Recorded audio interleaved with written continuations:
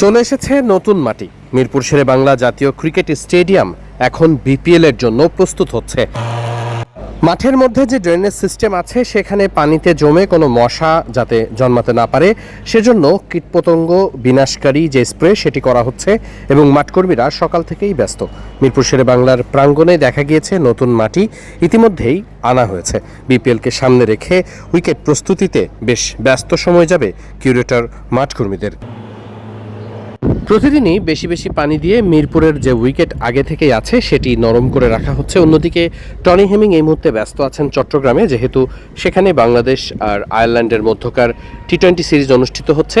চট্টগ্রামের এই সিরিজ শেষ করেই টনি হেমিং আবারও ঢাকার উদ্দেশ্যে রওনা হবেন এবং সেখানেই মিরপুরের যে উইকেটগুলো সেটি প্রস্তুতির কাজ শুরু হবে। যেহেতু বিপিএল শুরু হবে মিরপুর দিয়েই, তাই নতুন মাটিও আনা হয়েছে, অর্থাৎ উইকেটের ওপরিভাগের যে মাটিগুলো ডেড হয়ে গেছে, ডেড সয়েল বলা হয়, সেই মাটিগুলোকে সরিয়ে নতুন করে মাটি স্থাপন করা হবে যাতে করে উইকেটের মান আগের থেকে অনেকটাই বৃদ্ধি পায়। মাত্র কদিন আগেই মুশফিকুর রহিমের শততম টেস্ট আয়োজন করেছে মিরপুর শেরেবাংলা, যেখানেই প্রমাণ পাওয়া গেছে কালো মাটির উইকেটেও রান করা সম্ভব। তাই সেভাবেই উইকেট প্রস্তুতির কাজ চলছে।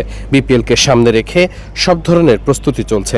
ঢাকা, চট্টগ্রাম, সিলেট 3 ভেন্যুতেই অনেক উইকেটের দরকার হবে বিপিএলকে কেন্দ্র করে। তাই নতুন মাটি এনে উইকেট প্রস্তুতির জন্য অল্প যে সময় বাকি আছে সেটা নিয়েই কাজ শুরু করেছেন কিউরেটর মাঠকর্মীরা। সরেজমিনে মিরপুর শেরেবাংলা জাতীয় ক্রিকেট স্টেডিয়ামে গিয়ে দেখা যায় নতুন মাটি এভাবেই ছোট ছোট টুকরো করে রাখা হয়েছে। একটু শুকিয়ে গেলে সেগুলোকে আরও ছোট টুকরো করা হবে। এরপরে উইকেটের কাজ যখন শুরু হবে তখন আস্তে আস্তে ডেড সয়েলগুলো সরিয়ে নতুন করে মাটিগুলো প্রতিস্থাপন করা হবে এবং বিপিএলকে সামনে রেখে ঢাকা, চট্টগ্রাম, সিলেট 3টি উইকেটই প্রস্তুত করা হবে এমনভাবে যেখানে রানের প্রাচুর্য থাকবে, অর্থাৎ 180 থেকে 200 বা 220 রানের উইকেট প্রস্তুত করতে ইতিমধ্যেই নির্দেশনা দেওয়া হয়েছে বলেই জানা গেছে।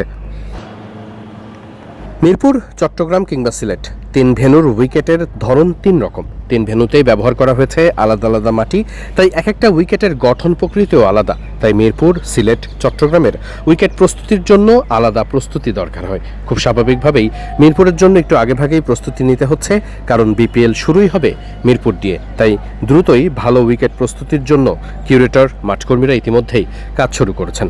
টনি হেমিং চট্টগ্রাম থেকে ঢাকায় ফেরার পরই শুরু হবে মূল কাজের প্রক্রিয়া। ইতিমধ্যেই যত যন্ত্রপাতি আছে সবকিছুই নতুন করে ঠিকঠাক করা হচ্ছে।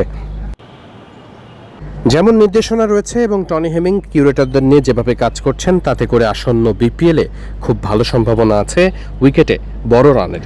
আর ঠিক সেটি হলেই ভালো উইকেটে যেমন খেলা দেখার মজা বাড়বে, দর্শকদের আকর্ষণ বাড়বে, সেই সাথে একই সাথে বিপিএলেরও মান বাড়ার সম্ভাবনা বাড়বে প্রতিনিয়তই। মিরপুর শেরেবাংলা জাতীয় ক্রিকেট স্টেডিয়াম থেকে ছিল এটাই আপডেট।